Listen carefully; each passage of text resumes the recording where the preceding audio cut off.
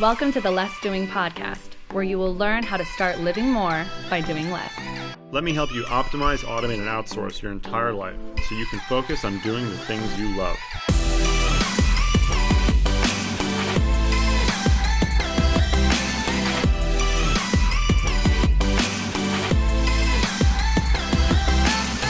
Now here's your host, Ari Mizell.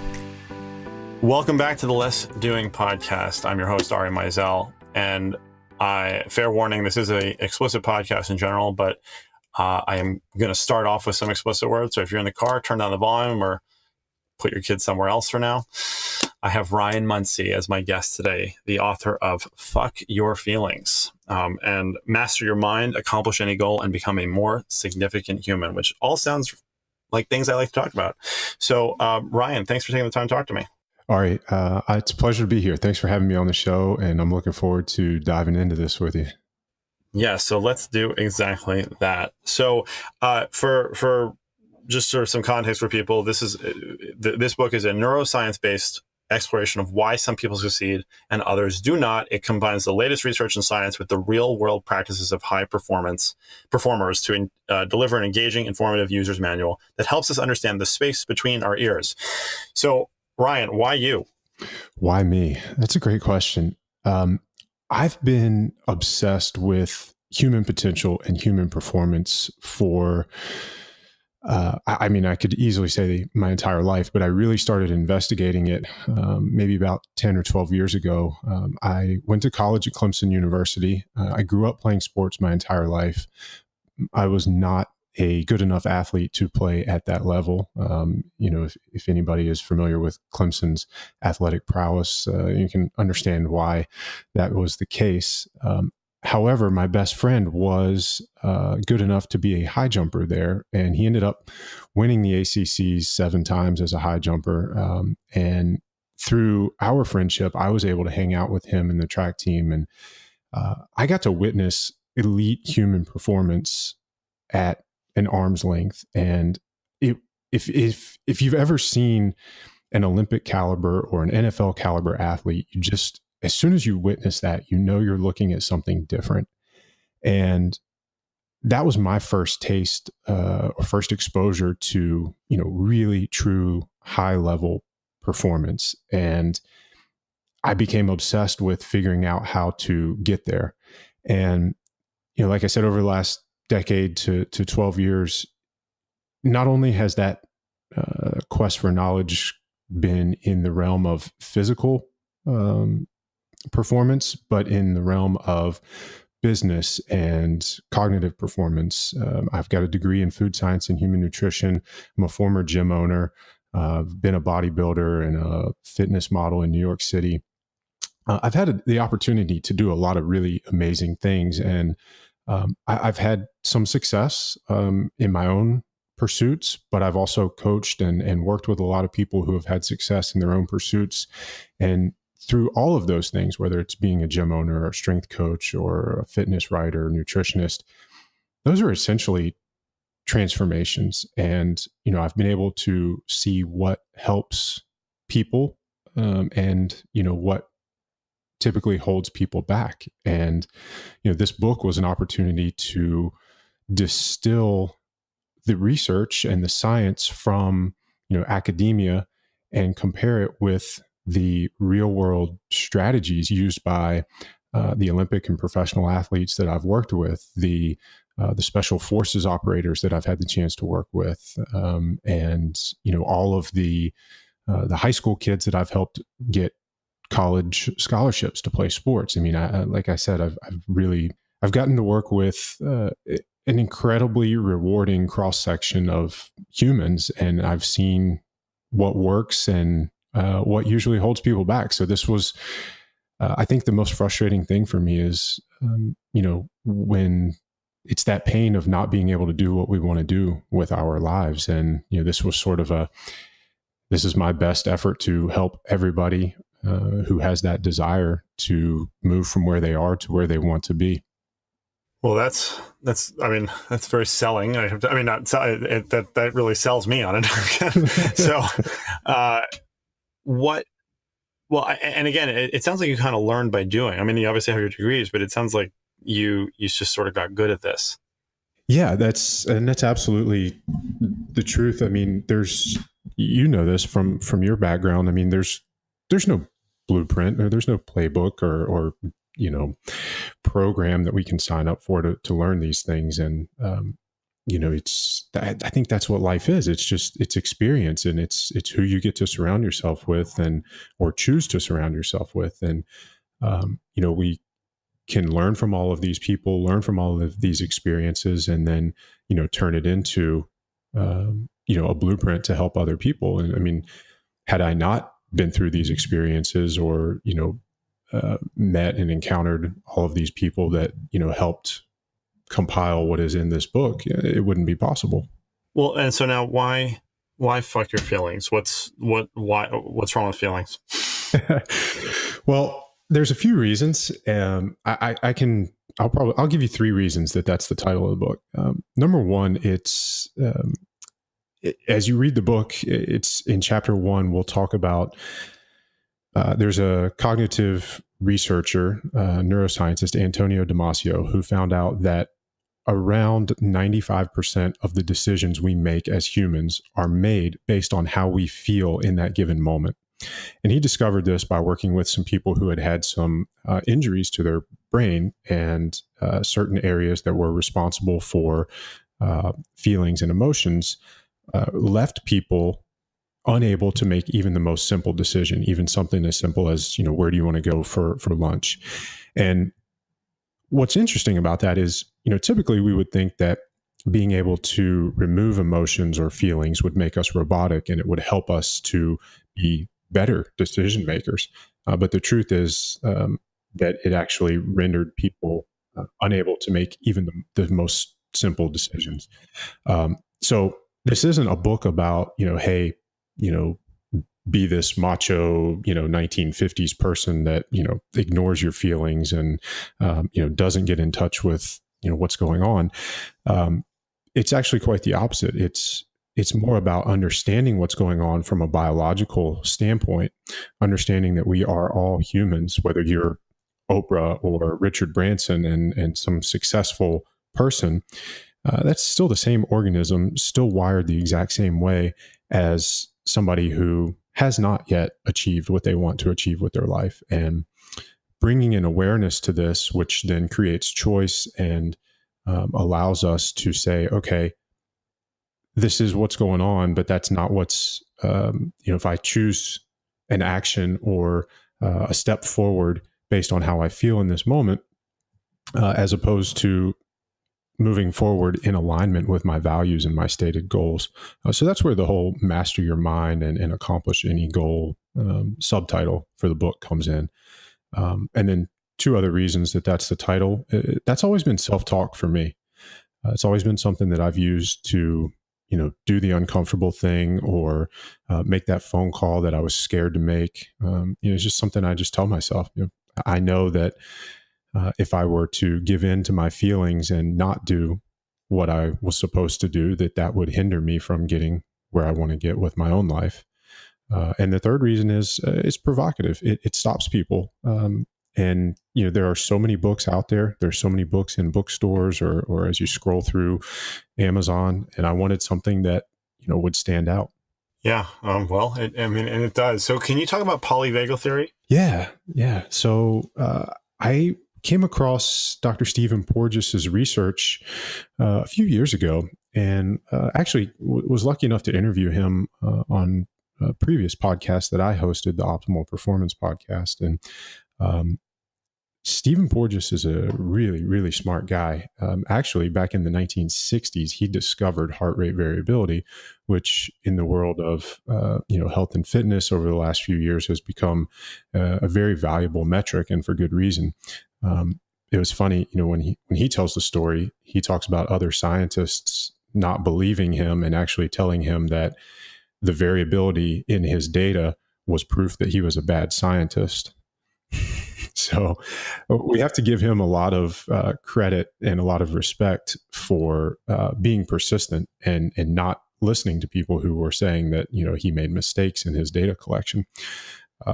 But heart rate variability is tied in with polyvagal theory. But essentially, what he also discovered was that there were differing opinions on the vagus nerve.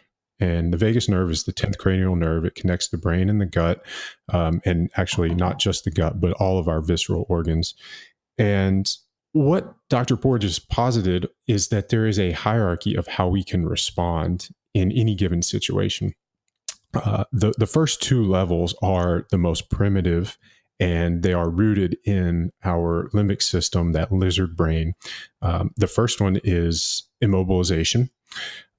So like playing possum or freezing. And what's interesting is that there are a lot of people who have been exposed to extremely traumatic situations, military type trauma, first responders. I think he mentioned that he's worked with a few people who were first responders during the 9/11 incident, and they actually lost control of their bowels. And this is a physiological response that gives rise to what we mean when we say someone is scared shitless. Like, you actually lose control of your bowels. And that is a primitive response from our biology. The second level of this hierarchy is fight or flight. So, if we used an example of somebody in a bar, you may bump into this behemoth of a human in a bar and spill their drink.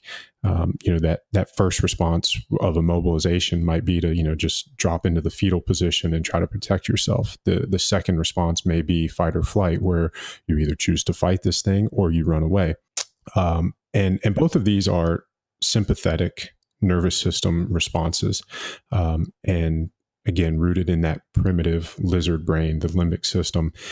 The higher, the newest response that we have in this hierarchy as part of the polyvagal theory is using verbal communication to try to reach a solution, to either de-escalate a situation or to avoid some sort of confrontation or whatever, to just to tell that guy at the bar, hey, I'm sorry, my mistake, let me buy you a drink. Or in some other way, talking through this thing. And that is using the prefrontal cortex, the neocortex, and that is a portion of our brain that has evolved much more recently than that primitive lizard brain. Well, so in your daily life, I mean, it's always interesting when you're podcasting with somebody and you can hear like the calm sort of timbre of your voice. Do you find that you are less reactive, I guess, in general because of this? Well, I would say yes, but only because of, part of what you just mentioned is that there's an awareness there. And, and that is really what I want people to take from the book. And, again, going back to that first answer of, we're all the same organism. We're all wired the same way. My biology is no different from yours, and ours is no different from a listener's, and no different from pick your favorite famous person, whoever you want to be, Richard Branson, Oprah, Elon Musk, whatever. But the thing that separates us is how we deal with our environment and the choices that are in front of us. And in my daily life, am I different because of this? I would have to say yes, because of that awareness, being aware of that and reminding myself of that when things pop up. And then it is awareness that gives us choice. And that's where the power lies. We have to realize that either we are in control of this thing and we're steering the ship, or these feelings and emotions, this primitive lizard brain, is going to direct us on its own. So for me, learning that, it was a no-brainer to just say, okay, well, I'm going to take control of this thing, and I'm going to write my own story, and I'm going to dictate, the path of my life. I don't want to let, this primitive biology, running subconscious patterns and belief systems guide me. Because if that's the case, we're never going to get where we want to get with this life. Yeah. Are you in a relationship, Ryan? I am. I'm married. Been with my wife since 2009. Got married in 2016, so almost 2 years. And how do you see this playing out in your married life?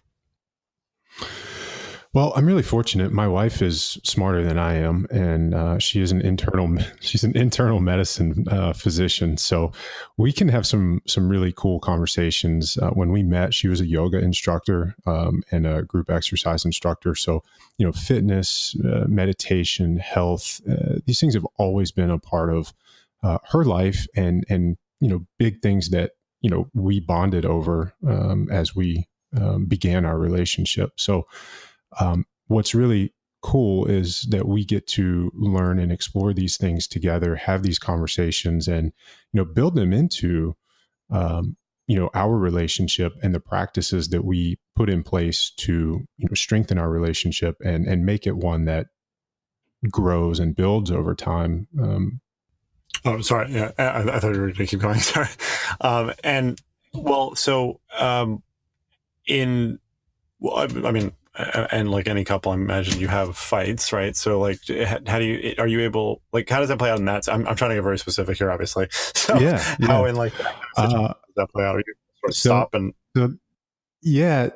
My wife's name is Donna. Donna is, she is incredibly fiery and passionate. And that's one of the things I love about her. And you're right. I mean, we're married, and like any relationship, there will be, conversations that aren't as pleasant as others. But what's funny is I refuse to yell or to scream or to argue. And there are so many times where she'll actually stop. I don't, there's no way to say this without making it sound like she tries to pick fights. That's not the case. But when she tries to bring things up, or, if I make her mad, or for whatever reason, she gets at first more upset that I won't engage in an argument, but then eventually just starts laughing and, sees that, I guess what I'm getting at is that the way that this manifests is that I refuse to argue. I will stay calm because I understand that whatever that thing is that is creating an emotional response in the moment is something that needs to get sorted through. But at the end of the day, it's not something that, I will allow to negatively impact my relationship with my wife or a friend or, anybody else. So I think it does allow me to sort of stay calm in moments of, emotional or, I don't want to say distress, but, highly charged moments. Yeah. Well, but doesn't that run the risk of like invalidation then? No, I don't think so, because again, it's what I'm practicing is being able to really zoom out and keep things in perspective. Yeah. And it's which is very hard. It is. And I think it's, I do want to still be able to zoom in and say, look, I understand, what you're saying and why you're feeling this way. But, and that's really what I want to try to get at is the root of what's going on in these moments. Why do you feel this way? What have I done to make you feel this way? Or, what is causing this response? And then how do we get to what the real root of that matter is? And Donna's background in medicine, she's a doctor of osteopathics, so she's a DO, not an MD, and her approach to medicine is very much like a functional medicine doctor, or where she wants to find the root cause. She's not one of those, let me write a prescription and slap a Band-Aid on it. So, she is used to thinking that way. So I think we're pretty fortunate in the way that we both kind of think and have the same approach to relationships and working through things. Well, and so somebody reading the book, what are some of the practical things that they're going to get in terms of being able to model that in their own lives? Yeah. So I did my best to provide what I call tools. I like calling these things tools because I think it puts the responsibility on the user to understand their function and application. If we can own something, if we can own the information, then we can apply it and implement it in any situation. and decide when and how to do so, as opposed to me just saying, oh, you need to eat a salad or you need to do this workout. I never want people to have to rely on me as the nutritionist or the trainer or, the personal development guru, whatever you want to call it. I want people, it's that old adage of teach a man to fish and he can feed himself for life. So these tools are presented in the book in ways that, first we start with the science, helping people understand that biology. So then if you can own that information, then you can identify what your own needs are, and then you can choose the right tool for the job. So some of the tools that are in the book, yoga, meditation, breathing, cold therapy, movement, these are all things that we can utilize to change our physiology, which can then change our mental state. And, one of the things that we explore early in the book is the fact that feelings from a neurobiological perspective are defined as mental experiences of physiological or body states. So quite literally, our physiology dictates our feelings or our emotional state. And if we can understand that, then, we can start to investigate how we're feeling and what that state is. And then we can say, okay, well, is this where I want to be? Do I want to be in a different way? And if we do, then we can start to identify which tools can help us move in that direction. Maybe it's, listening to the right music for that day, or, doing cold exposure, or just focusing on your breathing if we're, feeling too stressed out. So there are around 10 or 11 different tools in the book that folks can learn how to implement so that they can, take control of their physiology and their mental states. So and this is the last question I always like to ask, is what are your top 3 pieces of advice for people to be more effective? We've already talked about awareness. I'll highlight that as one. I mean, I think it's really hard to be effective if you're not aware of, what's going on. We mentioned special forces people. I've been fortunate to work with a lot of people in that community, and I mean, it's situational awareness is what they would call it. And whether you're an athlete or an entrepreneur or special forces person, it's very difficult to be effective if you're not aware of your surroundings and what's going on. I think number 2, I would say understanding goal and context. So, using maybe nutrition or fitness as the arena for this example. We have so many people talking about, well, this is the right diet, or this is the right diet, or you need to work out in this way. Well, why? What are you trying to accomplish? What's the goal? If you wanted to use the business arena, you have people talking about whether or not you need social media, or you need to run ads, or you need this, whatever software as a service. Go a level deeper and understand, what you're trying to accomplish. Why are you doing these things? And I think that will shed light on helping to make a better decision as to whether or not, you need to do that particular thing. So goal and context is always important. And then third, I would say values.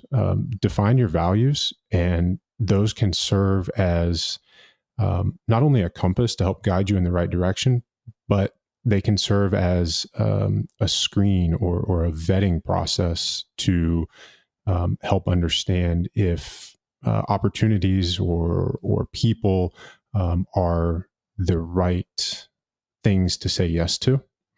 You define those values one time, and then they can help keep you aligned and make sure that the choices you're making are moving you in the right direction, and not leading you astray or off track. Yeah, well, that's very, very helpful. Thank you, Ryan. So where can people find out more about you, and also, of course, get the book?